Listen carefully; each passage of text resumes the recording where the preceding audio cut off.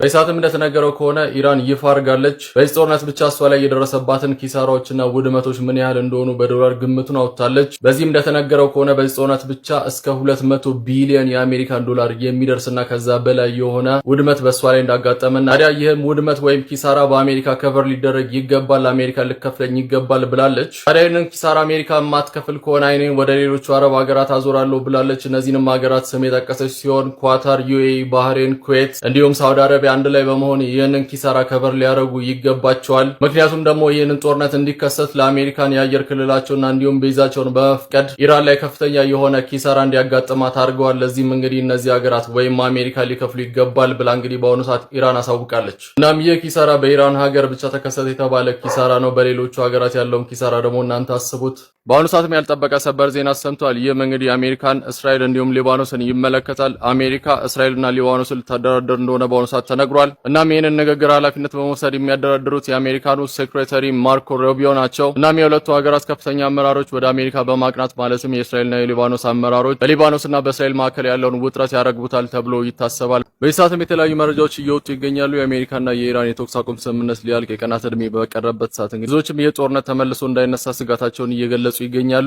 ይህንም ተከትሎ ብዙ የሚቃረኑ ነገሮች እየተነሱ ይገኛሉ። የመጀመሪያው እንግዲህ ሁለቱ ሀገራት ማለትም አሜሪካና ኢራን በድርድር ወንበር ላይ ሊቀመጡ እንደሆነ እየተነገረ ይገኛል። ሁለት ሀገሮችም ተጠቅሷል። ድርድሩ የሚደረግባቸው ሀገሮች እነሱም እንግዲህ ግብጽና ቱርክ ናቸው። ወይ በግብጽ ወይ በቱርክ ውስጥ የድርድር ይደረጋል ተብሎ ይታሰባል። በተቃራኒው ደግሞ የአሜሪካና የኢራን እንዲሁም የእስራኤልን ጦርነት በፊት ለፊት በመሆን በመምራት የሚታወቁት የአሜሪካኑ የሴትኮም ኮማንደር የሆኑት አድሚራል ብራንድ ኩፐር እንግዲህ በአሁኑ ሰዓት እስራኤል መግባታቸው ተነግሯል። እስራኤልም ገብተው እንግዲህ ከአይዲኤፍ ከፍተኛ ወታደራዊ አመራር ጋር ስብሰባ እንደሚያደርጉና በዚህም ከፍተኛ በሆነ ወታደራዊ ስብሰባ ላይ እንግዲህ የተለያዩ ነገሮችን እንደሚያወሩ ተነግሯል። ከዚህ ውስጥም እንግዲህ ይህ ጦርነት ከእንደገና የሚነሳ ከሆነ እንዴት አድርገው አሜሪካና እስራኤል አንድ ላይ በመሆን ኢራን እንደሚያጠቋት ፕላን እያደረጉ ነው ተብሏል። በተጨማሪም ባለፉት 6 ሳምንታት ውስጥ ማለትም በጦርነት ውስጥ የተከሰቱት ክስተቶች ማለትም የተፈጠሩትን ችግሮች ግምገማ ያደርጋሉ ተብሏል። እነዚህም ክስተቶች ዳግመኛ ሊከሰት በሚችለው ጦርነት ላይ እንዳይከሰት ንግግር ያደርጋሉ ተብሏል። የአሜሪካ ከፍተኛ ወታደራዊ አመራር በአሁኑ ሰዓት እንግዲህ እስራኤል መግባታቸው ተነግሯል። በተጨማሪም በዛሬው ዕለት እንደተነገረው ከሆነ የራሻ የውጭ ጉዳይ ሚኒስትር የሆኑት ሰርጌይ ላቭሮቭ በዛሬው ዕለት ቻይና መግባታቸው ተነግሯል።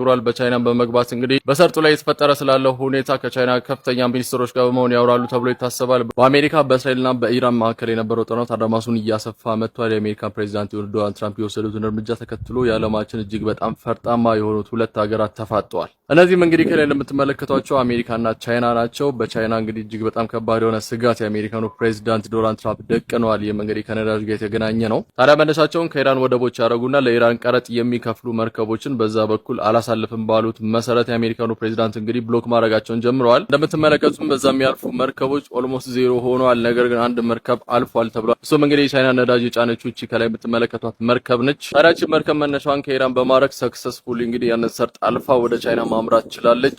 ታዲያ ቻይናም ለአሜሪካ ማስጠንቀቂያ ሰጥታለች። በዛ በኩል የሚያልፉ መርከቦች ፈጽሞ እንዳይነኩ ከኢራን ጋርም የገባ ነው የነዳጅ ስምምነት አለ። ይህም ስምምነት የሚቀጥል ይሆናል። ምንም መስተጓጎል እንዲፈጠር አልፈልግም። በዛ በኩል የሚያልፉት መርከቦች የአሜሪካን ወታደሮች እንዲነካቸው አልፈቅድም። ያለበለዚያ ያልነካለን ካሉም የራሴን ወታደሮች እልካለሁ። ይህ ሊታለፍ የማይገባው መስመር ነው ስትል እንግዲህ ቻይና ኦፊሻሊ ተናግራለች። ተጨማሪም እንደሚታወቀው የአሜሪካን ፕሬዝዳንት ዶናልድ ትራምፕ ለኢራን ማንኛውም መሳሪያ የሚሸጥ ሀገር 50% ታሪፍ ይጫንበታል ብለው ነበረ። ታዲያንም ተከትሎ ቻይና መልስ ሰጥታለች። ማንኛውም ታሪፍ እኔ ላይ የሚጫንብኝ ከሆነ እኔም መልስ ብትሰጣለው ታሪፍ እጭናለሁ ስትል እንግዲህ ቻይና አስፈራርታለች። በዛው መልኩ እንግዲህ ልዩነቱን ቀጥሏል። በፊት የነበረው አሰላለፍ እጅግ በጣም በፍጥነት እየተቀየረ ይገኛል። ስፔንም እንደተናገረችው ከሆነ ከቻይና ጋር ያለኝን ግንኙነት እጅግ በጣም አጠናክራለሁ ስትል ተናግራለች። ለምትመለከቱ ቻይና የምታመርታቸውን የተለያዩ ቴክኖሎጂካል ተኮር የሆኑ እቃዎችን እንግዲህ በአሁኑ ሰዓት እየጎበኙ ይገኛሉ። እንዲሁም በአሁኑ ሰዓት እንደተሰማው ሰበር መረጃ ከሆነ የጣሊያኑ ፕራይም ሚኒስትር እንግዲህ ከእስራኤል ጋር ያላቸውን ግንኙነት ማለትም ወታደራዊ የሆነ ስምምነት ለጊዜው እንደሚያቆሙ በአሁኑ ሰዓት አሳውቀዋል። በዓለማችን ላይ የሚገኙ ትላልቅ ሀገራት ጎራቸውን በፍጥነት እየቀየሩ ይገኛሉ። ከአሜሪካን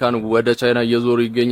ቻይና ማስፈራሪያ ለአሜሪካ ሰጥታለች። በዓለማችን ላይ ከሚገኙና እጅግ በጣም ግዙፍ የሆኑት በወታደራዊም ሆነ በኢኮኖሚ እጅግ በጣም ግዝፈት ያላቸው ሁለት ሀገሮች በአሁኑ ሰዓት በሆርሙዝ ሰርጥ ላይ እንግዲህ መፋጠጣቸውን ቀጥሏል። እንዲሁም የተለያዩ ኢኮኖሚካል የሆኑ ግጭቶች እየተፈጠሩ ይገኛሉ። እንዲሁም የተለያዩ ዲፕሎማቲክ እንዲሁም ስትራቴጂካል የሆኑ ለውጦችን በፍጥነት እየተመለከትን እንገኛለን። ዓለማችን እጅግ በጣም ትልቅ የሆነ ለውጥ ውስጥ ገብታለች በዚህ ጦርነት ምክንያት። ይህ ጦርነት እንዴት ነው የሚቋጨው እስካሁን ድረስ የታወቀ ነገር የለም። እንዲሁም በኢራንና በአሜሪካ መካከል የተስማሙት ወይም የገቡት የተኩስ አቁም ስምምነት እንግዲህ 10 ቀን ነበረ። ቀኑም እጅግ በጣም በፍጥነት እያለቀ ይገኛል። ምን ይፈጠራል አብረን የምንመለከተው ነገር ይሆናል። ብሩክ ነኝ፣ እመለሳለሁ። ለእናንተ ፈጣጣን የሆኑ መረጃዎች ማቅረቤን እቀጥላለሁ። በአሁኑ ሰዓት ሰበር ዜና ሰምቷል። ሁለቱ ሀገራት የተኩስ አቁም ስምምነት ላይ መድረሳቸው በአሁኑ ሰዓት ተነግሯል። ይህንንም ያሳወቁት የአሜሪካን ፕሬዚዳንት የሆኑት ዶናልድ ትራምፕ ሲሆኑ ለ10 ቀን የተኩስ አቁም ስምምነት ላይ እንደደረሱ ተናግሯል። እነዚህም ሀገራት እንግዲህ ሁለቱ ሀገራት ማለትም እስራኤልና ሊባኖስ ሲሆኑ የእነዚህም ሀገራት አመራሮች ከ34 ዓመት በኋላ ከእንደገና በዋሽንግተን በመገናኘት ለ10 ቀን የሚቆይና ከዛሬው ቀን ጀምሮ ተፈጻሚ የሚሆን የተኩስ አቁም ስምምነት እንደተስማሙና እንደተፈራረሙ ተነግሯል። ታዲያ የሚያስገርመው ነገር በዚህ ስምምነት ላይ የሂዝቦላ ስም ፈጽሞ አልተነሳም። ጦርነቱም እንግዲህ በሂዝቦላ ታጣቂዎችና በእስራኤል መካከል እንደነበረ የሚታወቅ ነው። ነገር ግን የአሜሪካን ፕሬዚዳንት ዶናልድ ትራምፕ እንደተናገሩት ከሆነ እስካሁን ድረስ 9 ጦርነቶችን ሶልቭ አድርጌያለሁ ወይ መፍትሄ ሰጥቻለሁ፣ አሁን ደግሞ 10ኛውን ሰላሜን ላሰፍን ጫፍ ደርሻለሁ፣ የተኩስ አቁም ስምምነት እንዲስማሙ አድርጌያለሁ ብለው የአሜሪካን ፕሬዚዳንት የሆኑት ዶናልድ ትራምፕ በአሁኑ ሰዓት ተናግረዋል። ታዲያ በዚህ ሰዓት ያልታወቀው አሜሪካ ከኢራን ጋር የምታደርገው ድርድር ነው። መች እንደሆነ እስካሁን ድረስ አልታወቀም። አዲስ ነገር ካለ መመለስ ይሆናል። ሁለቱ ሀገራት ተስማምተው የተኩስ አቁም ስምምነት ለ10 ቀን ገብተዋል ተብሏል። እስራኤልና ሊባኖስ በዛሬው ዕለት ማለትም ከሰዓታት በፊት የአፍሪካው IMF ይፋ ባደረገው መረጃ መሰረት ከሰሃራ በታች የሚገኙ ሀገራትን ዓመታዊ የሆነ የጂዲፒ እድገታቸውን ይፋ አድርጓል። በዚህም እንግዲህ ኢትዮጵያ ተካታለች። ታዲያ ከላይ እንደምትመለከቱት የኢትዮጵያ ዓመታዊ የጂዲፒ እድገቷ እንግዲህ 9.2 እንደሚሆን የአፍሪካው IMF በዛሬው ዕለት ይፋ አድርጓል። ይህም እንግዲህ በዛሬው ዕለት ካወጣቸው ሀገራት መካከል ማለትም ከሰሃራ በታች ከሚገኙ ሀገራት የመጀመሪያው ማለትም የበላዩ አድርጓታል ማለት ነው። ይህም ትንበያ ባለፈው ዓመት ከነበረው ጋር እኩል ሲሆን 9.2 ሆኖ ተመዝግቧል ማለት ነው። IMF ይፋ አድርጓል። በዚህም ኢትዮጵያ ከመጀመሪያዎቹ ተቀምጣለች ማለት ነው። በአሁኑ ሰዓት እንደተሰማው መረጃ ከሆነ የአሜሪካን ፕሬዚዳንት የሆኑት ዶናልድ ትራምፕ የሆርሙዝ ሰርጥን ለመዝጋትና በአካባቢ የሚተላለፉ መርከቦችን ብሎክ ለማድረግ ብዛት ያላቸውን የአሜሪካን የባህር ኃይል መርከቦችን ወደዛ እንዳስጠጉ ተናግረዋል። በዚህ ውስጥም እንግዲህ ወደ 10,000 የሚጠጉ ወታደሮች ይህንን ሰርጥ ለመዝጋት በአሁኑ ሰዓት እየተንቀሳቀሱ ነው ተብሏል። በዚህም ምክንያት የመርከቦች ፍሰት እጅግ በጣም ቀንሷል። ያው ቅድም እንደነገርኳችሁ ቻይና ማስጠንቃለች። የእሷ መርከብ ምንም እንኳን እያለፉ ቢሆንም ነገር ግን የውጭ ጉዳይ ሚኒስትሯ እንደተናገሩት ከሆነ የዶናልድ ትራምፕ እንቅስቃሴ ዴንጀረስ ወይም አደገኛና ኢሬስፖንሲብል ወይም ኃላፊነት የጎደለው እንቅስቃሴ ነው ሲሉ እንግዲህ የቻይና የውጭ ጉዳይ ሚኒስትር አሜሪካን አስጠንቅቀዋል። ታዲያ በተጨማሪ በአሁኑ ሰዓት የህንዱ መሪ በኤክስ ፔጃቸው ላይ እንዳሳወቁት ከሆነ ከዶናልድ ትራምፕ ጋር በስልክ እንዳወሩና ሁለቱም ሀገራት መልካም የሆነ ግንኙነታቸውን ለማስቀጠል እንዳሰቡና በተጨማሪም ደግሞ በሆርሙዝ ሰርጥ ማለትም የሆርሙዝ ሰርጥ መከፈት እንዳለበትና እንቅስቃሴው እንዲቀጥል በተጨማሪም ሰላማዊ እንዲሆን ሁለታችንም እንሰራለን ሲሉ እንግዲህ በስልክ ተነጋግረዋል ተብሏል። በተጨማሪም የአሜሪካን ፕሬዚዳንት ተናግረውታል። እንደተባለው በኢራንና በአሜሪካ መካከል የሚደረገው ሁለተኛው ዙር ድርድር ሊደረግ እንደሚችል ፍንጭ ሰጥተዋል። ምናልባትም በፓኪስታን ይደረጋል ሲሉ ተናግረዋል ፕሬዚዳንቱ። በተጨማሪም ትልቅ ምስጋና የሚገባቸውና በዚህ ድርድር ሚና ላይ ትልቅ ቦታን እየተወጡ ያሉት የፓኪስታን ጠቅላይ ሚኒስትር እንግዲህ ወደ ቱርክና ወደ ሳውዲ አረቢያ እንደሚያመሩና ሁለተኛው የአሜሪካና የኢራን ድርድር በጥሩ መልኩ እንዲካሄድ ቦታ ለመምረጥና እንዲሁም የተለያዩ መንገዶችን ለማስተካከል ወደ ሁለቱ ሀገራት ይጓዛሉ ተብሏል። ትልቅ ምስጋና የሚገባቸው መሪ ናቸው። በነገራችን ላይ በአሁኑ ሰዓት እንግዲህ በኢራንና በአሜሪካ መካከል ባለው ፉክክር እና ሰጣ ገባ መካከል የዓለም ሀገራት እጅግ በጣም መሰልቸት ላይ እየደረሱ ይገኛሉ። ኢኮኖሚው እጅግ በጣም የተጎዳ ነው። ይህም ግጭት እንግዲህ የተለያዩ ኢንተርናሽናል የሆኑ ድርጅቶችን ማለትም እንደ ዩኤን ሴኩሪቲ ካውንስሎችን እንግዲህ በጣም ትልቅ ትዝብት ውስጥ የከተተ ሲቹዌሽን ሆኖ ተገኝቷል። ምንድነው እነዚህ ድርጅቶች እያደረጉ ያሉት? ጥርስ የሌላቸው ድርጅቶች ናቸው እስካሁን ድረስ። እነዚህም ኢንተርናሽናል የሆኑ ተቋሞች የተቋቋሙበት እንደዚህ አይነት ችግሮችን ለመፍታት ነው። ነገር ግን ምን አይነት እርምጃ እየወሰዱ ነው? በዚህም ችግር ላይ እነሱ እንደተመሰረቱበት መስመር ልክ ለምደው ስራቸውን የማይሰሩት ምንድነው ፕሮዳክቲቭ የሆነ ነገር የማያሳዩኝ ለሚለው ቅሬታ እንግዲህ እነሱ ላይ የተነሳባቸው ይገኛል። የቻይናም የውጭ ጉዳይ ሚኒስትር በአሁኑ ሰዓት እንዳሳወቀው ከሆነ ዓለማችን ይህ ነገር ይበቃታል፣ በቂ ነገር ተመልክታለች፣ ይህ ነገር ሊቆም ይገባዋል ስትል እንግዲህ በአሁኑ ሰዓት ድምጿን እያሰማች ትገኛለች። በተጨማሪም ራሻ ድምጿን እያሰማችና ተቋሟን እየተናገረች ትገኛለች። እሷም እንደተናገረችው ከሆነ በአሜሪካና በኢራን መካከል የነበረው ንግግር ከእንደገና ሊጀመር ይገባዋል። በሁለቱ ሀገራት መካከል የተፈጠረውን ችግር በዓለማችን ላይ ከባድ የሆነ ውድመትን እያመጣ ነው ስትል እንግዲህ ራሻ ተናግራለች። ነገር ግን ሁኔታዎች ምንም የመለሳለስ መንገድ እያሳዩ አይደለም። በቀደም እንደነገርኳችሁ እንግዲህ አሜሪካም የተናገረችውን ነገር ልታደርግ ይችላልች። በትናንትናው ምሽት ላይ የሆርሙዝን ሰርጥ አልፎ ሲጓዝ የነበረ ንብረትነቱ የኢራን መርከብ የሆነ ማለትም የካርጎ መርከብ የሆነ ነዳጅ አይደለም የጫነው ካርጎን የጫነው ማለትም የተለያዩ ሸቀጣሸቀጦች የጫነው። እዚህ መርከብ ላይ እንግዲህ ማስጠንቀቂያ በመስጠት እንግዲህ የተለያዩ ሚሳኤሎችን በመተኮስ ኢንጂን ሩሙን ልታወድመው ይችላልች። በዚህም እንግዲህ ደግሞ ትናንትና ሌሊቱን ደግሞ ወታደሮቿን በመላክ ይሄንን መርከብ ሙሉ ለሙሉ መቆጣጠር ይችላልች። በነገራችን ላይ ሁለቱ ሀገራት የገቡት የተኩስ አቁም ስምምነት ሊጠናቀቅ 2 ቀን ብቻ ነው የቀረው። ሮብ ዕለት ይጠናቀቃል የተኩስ አቁም ስምምነቱ። ነገር ግን ሁለቱም እንደሚናገሩት ከሆነ የተኩስ አቁሙ ኦልሬዲ ተጥሷል ነው የሚሉት። ለዚህ ምክንያት ብለው እንግዲህ ዶናልድ ትራምፕ ያስቀመጡት ኢራን ከቀናት በፊት በሁለት መርከቦች ላይ ተኩስ ከፍታለች ብለው ተናግሯል። ይህም እንግዲህ የተኩስ አቁሙን ቀጥታ እየጣሰ ነው ብለው ተናግሯል። ኢራኖች ደግሞ እንደተናገሩት ከሆነ አሜሪካን የኢራን ንብረት በሆነ ካርጎ መርከብ ላይ ተኩስ በመክፈት መርከቡ ልታወድመው ትችላለች። በተጨማሪ መርከቡን ተቆጣጥራ ይድል አድርጓለች። ስለዚህ የተኩስ አቁም ስምምነቱ ተጥሷል እያሉ ነው። በተጨማሪ በአሁኑ ሰዓት እንደወጣው መረጃ ከሆነ ቻይና ከተኩስ አቁም ስምምነቱ በኋላ አድርጋ ማታውቀውን ነገር አድርጋለች። ወደ ሳውዲ አረቢያ ስልክ ደውላለች። በዚህም እንግዲህ ከሳውዲ አረቢያ መሪ ጋር ንግግር ያደረገች ሲሆን ቻይናም ጥያቄ አቅርባለች። በፍጥነት የሆርሙዝ ሰርጥን ኔጎሼት በማድረግ በፍጥነት እንዲከፈት እንግዲህ ጥያቄ አቅርባለች። በተጨማሪ በሚድል ውስጥ ተጨማሪ የሆነ የተኩስ አቁም ስምምነት እንዲስማሙ ሀገራት ኢንፍሉዌንስ እንድታደርግ ማለትም ሳውዲ አረቢያ ከዚህ ሐሳብ ጎን እንድትሆን ጥያቄ አቅርባለች። ቻይና ተጨማሪ ማንኛውንም ግጭት በሚድል ኢስት ያለውን ግጭት ዲፕሎማሲ በተሞላው መልኩ እንጂ በወታደራዊ በሆነ መልኩ ነገሩ ሶልቭ እንዳይሆን ዲፕሎማሲ እንዲያስቀድሙ እንግዲህ በአሁኑ ሰዓት ቻይና ለሳውዲ አረቢያ ደውላ እንግዲህ እናታውቃለች ተብሏል። ከዚህ የበለጠ በጣም የሚያስጨንቀው ነገር ግን የምትተማመኑበት ፖይንት የለም። ሁለቱም ሀገራት የሚናገሩትን ነገር ማለትም ቃላቸውን መጠበቅ አልቻሉ። አንደኛው ሆርሙዝ ሰርጥን ከፍቻለሁ ሲል አንደኛው ደግሞ ዘግቻለሁ ይላል። አንደኛው ዘግቻለሁ ሲል ደግሞ አንደኛው ከፍቻለሁ ይላል። ነገሩ በቃ ምንም መተማመኛ የጠፋበት ሁኔታ ሆኗል። በዚህ ምክንያት የነዳጅ ዋጋ እጅግ በጣም ይቀንሳል፣ ከእንደገና ደግሞ ተመልሶ ይጨምራል። ምንም ስቴብል የሆነ ነገር መመልከት አልተቻለም። ይህንንም ዜና በመሰራበት ወቅት እንግዲህ በሆርሙዝ ሰርጥ ምንም መርከብ እያለፈ አይደለም። የዓለም ሀገራትም እንግዲህ በቂያችን ላይ ደርሰናል፣ ከዚህ በላይ መሸከም አንችልም ብለው እየተናገሩ ይገኛሉ። እንደምትመለከቱ ነው ከ$102 እስከ 105 የአሜሪካን ዶላር እየተጠራው ነው። ያልጠራው ነዳጅ የተሸጠ ይገኛል። ከ100 በታች ነበረ፣ በአሁኑ ሰዓት ግን ጨምሯል። ለዚህ ምክንያቱ ደግሞ የአሜሪካን ፕሬዝዳንት የሆኑት ዶናልድ ትራምፕ ባሉት ነገር ወደ ሆርሙዝ ሰርጥም ሆነ ከሆርሙዝ ሰርጥ የሚወጡ መርከቦችን ብሎክ አደርጋለሁ ባሉት ምክንያት እንግዲህ በዛሬው ዕለት ብሎክ ማድረጋቸውን ጀምረዋል፣ አሳውቀዋል። በነገራችን ላይ ይህ የእሳቸው እርምጃ ነገሮችን ሁሉ የሚቀይር ነው። ወደ አዲስ ጦርነት ውስጥ ሊያስገባ የሚችል ነገር ነው። ምክንያቱም ቻይና ነች፣ ቻይናንም ወደ ጦርነቱ ሊያስገባት ይችላል የሚባል እርምጃ ነው የአሜሪካን ፕሬዝዳንት የወሰዱት። ምክንያቱም ደግሞ ቻይና ያንን ሰርጥ በመጠቀም ከ50% በላይ የሆነው ነዳጆቿን በዛ ነው የምታስተላልፈው። ስለዚህ በዚህ ሰርጥ የሚያልፉ መርከቦች ሁሉ እናስቆማቸዋለን ብለው ካሉ ይህ ማለት እንግዲህ የቻይና መርከቦችም ይቆማሉ በአሜሪካን ወታደሮች ማለት ነው። እናም ቻይና ከዶናልድ ትራምፕ ትዕዛዝ በኋላ ወዲያው ነበር መልስ የሰጡት በውጭ ጉዳይ ሚኒስትሯ። በዚህም እንደተናገሩት የሆርሙዝ ሰርጥን ማለትም ይህንን ሰርጥ ማስከበር የዓለም አቀፎች መብት ነው፣ ሁሉም ሀገር ያገባቸዋል፣ ስለዚህ እኛም ያገባናል የሚል ሀሳብን አራምደዋል። ወዲያው ነው መልስ የሰጡት። ታዲያ ዶናልድ ትራምፕን በዛሬው ዕለት ትዊት አድርገው ነበር። በዚህም እንግዲህ ይህ ብሎኬጅ ወይም ይህንን የመርከቦች ማቆም ስራ እንግዲህ በዛሬው ዕለት እንደሚጀምር ተናግረው ከዛሬው ዕለት ከጠዋት ጀምሮ ተግባር ላይ እንደሚውል ተናግረዋል። ነገር ግን የሐሳብ ለውጥ ያደርጉ ይመስላል። ምክንያቱም እንደነገርኳችሁ ከዚህ በፊት ስለ ሆርሙዝ ሰርጥ ነበረ ሲያወሩ የነበሩት፣ እንደ ሰርጥ ነበር ሲናገሩ የነበሩት፣ እንዳለ ወሽመጡን እያሉ ነበር ሲያወሩ የነበሩት። በዚህኛው ግን ከላይ እንደምትመለከቱት ኤግዚቲንግ ኢራኒያን ፖርት ነው ያሉት። ማለትም በኢራን የሚገኙ ፖርቶች ወይም ወደቦችን ኤግዚት እያደረጉ የሚወጡ መርከቦችን እናስቆማለን ሲሉ ነው የተናገሩት። ይህም ማለትም እንግዲህ ከዚህ በፊት እንደነበረው የሆርሙዝ ሰርጥን የሚያሻግሩ እንዳለ ሳይሆን ነገር ግን ለኢራን ቀረጥ ለመክፈል ወደ ፖርቱ ይሄዱ ወይም ነዳጅ ከዛ ለመግዛት ወደ ፖርቱ ይሄዱና እየወጡ መርከቦች ላይ ነው እርምጃ እንወስዳለን እያሉ ያሉት። ስለዚህ ቀጥተኛ የሆነ ከኢራን ጋር ግንኙነት ያላቸው ማለትም ቀረጥ በመክፈልም ይሆናል ወይም ነዳጅን በመግዛት እነዛን ኮምፕሊት ያስቆማለሁ ሲሉ ተናግረዋል። ነገር ግን ይህ ብዙ ለውጥ አያመጣም። ምክንያቱም ቻይናም አብዛኛው ነዳጆቿን ከኢራን እንደምትገዛ እንግዲህ ብዙዎቻችን እናውቃለን ብዬ አስባለሁ። ስለዚህ ቻይና በዚህ የምትስማማበት ሁኔታ ይኖራል ብዬ አላስብም። በተጨማሪም የተለያዩ ሀገራት ፕሬዝዳንቶች እንግዲህ ከዶናልድ ትራምፕ ጋር አብረው እንደማይሰሩና ይህንን ሰርጥ በግድ በኃይል ለማስከፈት ከአሜሪካን ጋር አብረው እንደማይሰሩ በአሁኑ ሰዓት እያሳወቁ ይገኛሉ። የእንግሊዙ ፕራይም ሚኒስተር ናቸው።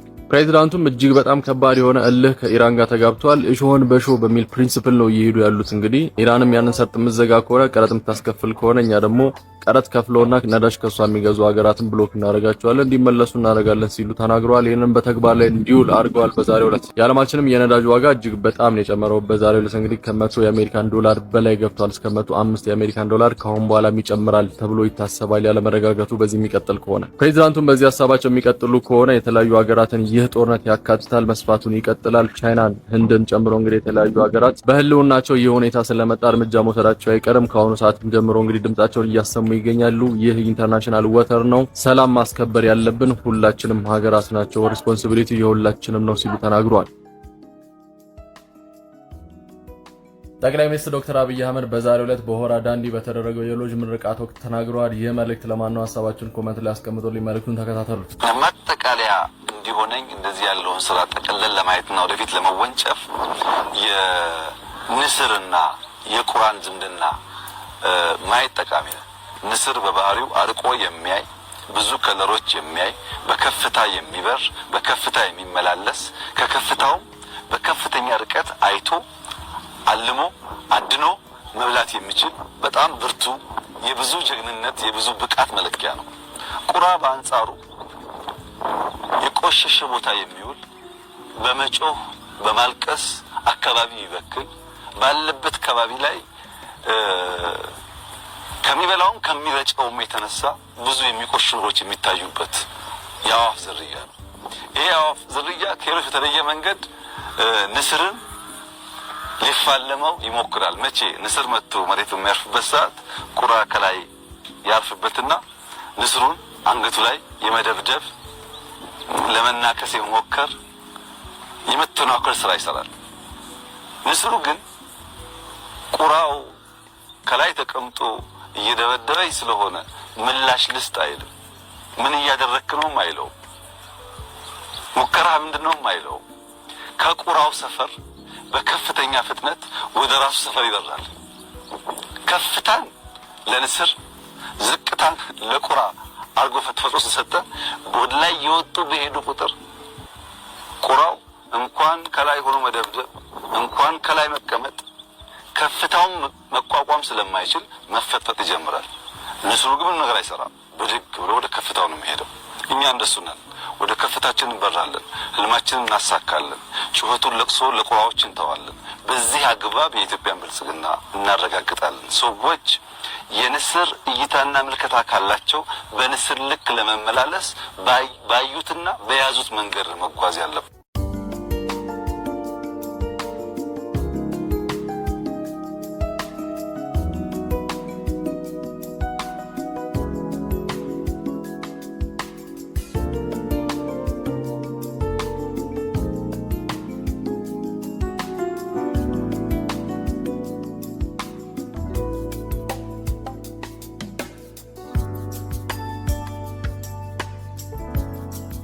ነገሮች እጅግ በጣም በበረታበት ወቅት እንግዲህ ስለ ድርድሩ የተሰማ ፍንጭ አለ። በዚህም እንግዲህ የኢራን የውጭ ጉዳይ ሚኒስትር ባለስልጣን የሆኑት እንደተናገሩት ከሆነ ኢራን ከአሜሪካ ጋር በድርድር ወንበር ላይ ከእንደገና የምትቀመጥበት በአንድ መንገድ ብቻ ነው። ይህም አሜሪካና ኢራን ሊስማሙበት የሚችለውን ስምምነት ፍሬምወርኩን ወይም ቅድመ ስምምነቱ ላይ ስንስማማ ብቻ ነው ብለው ተናግረዋል። በአሁኑ ሰዓት አሜሪካ ማሻፈሬን ብላ ከእንደገና ኢራን ላይ ጥቃት የምትሰነዝር ከሆነ ከኢራን እጅግ በጣም ከባድ የሆነ መልስ ምት ይጠብቃታል ሲሉ እንግዲህ የውጭ ጉዳይ ሚኒስትሩ ባለስልጣን ተናግረዋል። በአሁኑ ሰዓት የሁለቱ ሀገራትም የተኩስ አቁም ስምምነት እንግዲህ በሚቀጥለው ሳምንት የሚያልቅ ይሆናል። ሁለቱ ሀገራት ከእንደገና የድርድር ወንበር ላይ ካልተቀመጡ ይህም ድርድር መቼ እንደሚሆን እስካሁን ድረስ አልታወቀም። በወሰደችው እርምጃ ማለትም በሆርሙዝ ሰርጥ ሲያልፍ የነበረ የህንድን ነዳጅን ጭኖ እና የህንድን ባንዲራ እያውለበለበ በነበሩ ሁለት መርከቦች ላይ በከፈተችው ጥቃት የህንድ መንግስት እጅግ በጣም ተከፍቷል። በአሁኑ ሰዓትም እንግዲህ በህንድ ሀገር የሚገኙትን የኢራን አምባሳደር በፍጥነት እንዲመጡና ማብራሪያ እንዲሰጡ ጥያቄ አቅርባለች። ህንድ ታዲያ እንደሚታወቀው ህንድና ቻይና እጅግ በጣም ብዛት ያላቸው ነዳጆቻቸውን በዚህ መንገድ ነው የሚያገኙት። ይህንም ሰርጥ እንግዲህ መስተጓጎል እነሱ ላይ ትልቅ የሆነ ተጽዕኖ ይፈጥራል። በዚህም እንግዲህ አምባሳደሩ እንዲመጡ በፍጥነት ጠርታለች ህንድ። ኢራን ስለዚህ ምን ማብራሪያ ልሰጥ ትችላለች? አብረን የምናየው ነገር ይሆናል። ነገሩ እጅግ በጣም እየበረታ መጥቷል።